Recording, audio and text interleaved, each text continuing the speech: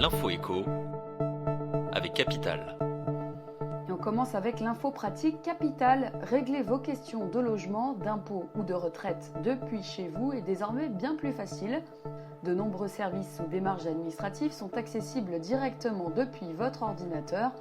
Dans l'immobilier, vous pouvez par exemple organiser vos assemblées générales de copro directement depuis votre canapé et la signature lors d'un achat ou d'une vente peut elle aussi se faire à distance.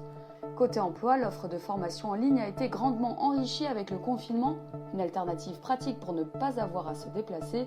Et du côté de Pôle emploi et de la Caisse nationale d'assurance vieillesse, les choses bougent aussi.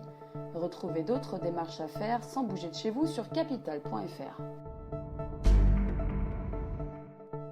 Le coup de gueule du jour est poussé par Luc Besson. Le réalisateur-producteur a de plus en plus de mal à financer ses prochains films. Mais la frilosité des banques s'explique. Leurs prêts passés n'ont pas été remboursés car le studio du réalisateur s'est placé en sauvegarde. La réputation du réalisateur est ternie, surtout aux États-Unis, par la plainte pour viol qui le vise. Ses derniers films ont été des flops, notamment Valérian et surtout Anna. Résultat, Luc Besson a dû emprunter de l'argent à un fonds américain à un taux très élevé, 8% par an. Le chiffre du jour, 45%, c'est la hausse d'offres d'emploi diffusée en juin pour les postes de conducteurs de poids lourds par rapport au mois précédent.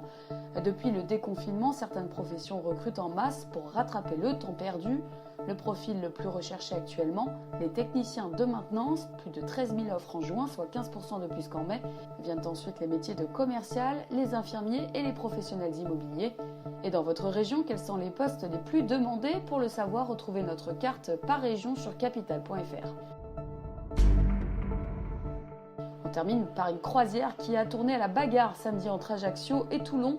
Des passagers montés à Porto Vecchio se sont retrouvés sans cabine.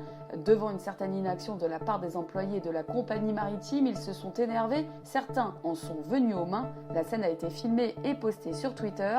Après 2 heures d'attente, les passagers ont finalement pu regagner une cabine. Mais certains sont restés très mécontents car ils n'avaient pas assez de place et ils ont dû dormir par terre. C'était l'info éco avec Capital.